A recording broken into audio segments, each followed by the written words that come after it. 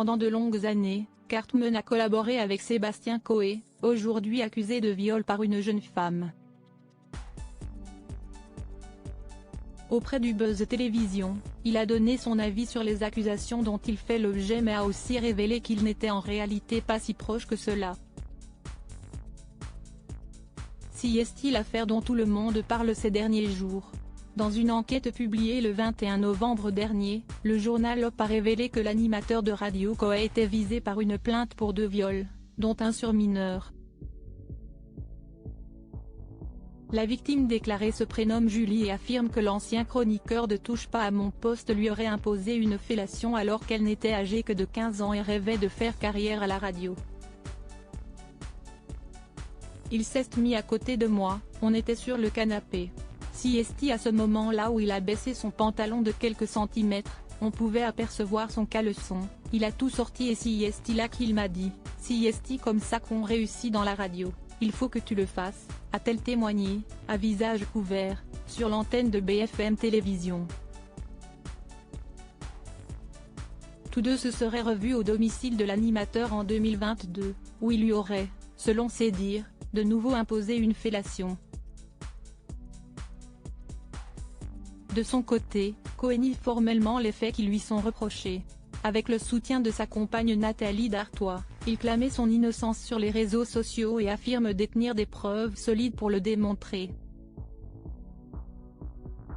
Mais en attendant que la justice fasse son œuvre, les langues se délient dans l'entourage du papa d'Ivana et Valmont. Cartman pas vraiment ami avec Coé. Dans les colonnes du dernier numéro de Voici, un dirigeant de radio a confié que Coé avait une certaine réputation dans le milieu. De là à abuser d'une jeune femme ? Difficile pour lui d'y croire. Des comportements borderline de Coé, en 25 ans, il y en a eu, mais des faits avérés de viol ou d'agression sexuelle, jamais, a-t-il affirmé dans nos colonnes. D'autres, qui l'ont côtoyé de près, se sont confiés à leur tour, comme l'humoriste Cartman, qui a fait ses débuts à ses côtés. Ils ont travaillé ensemble sur Fun Radio mais aussi l'émission Coé TV, diffusée sur TF6.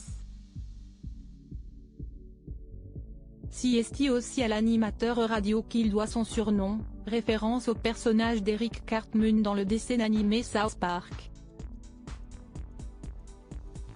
Cartman fait donc partie des gens qui ont le mieux connu Coé dans le milieu et il l'affirme, il n'a jamais vu des choses qui l'ont alerté dans le comportement de l'acolyte de Cécile de Ménibu. Néanmoins, il n'est pas fermé à l'idée de sa culpabilité. Si est vrai, si est affreux. A-t-il déploré sur le plateau du Buzz Télévision du Figaro, lui qui explique à la surprise générale qu'en réalité, il n'était pas si proche que ça du compagnon de Nathalie Dartois. Avec Coé, on bossait beaucoup ensemble, mais on ne se croisait pas dans la vie, a-t-il tenu à souligner. Reste à voir ce que conclura l'enquête de la police.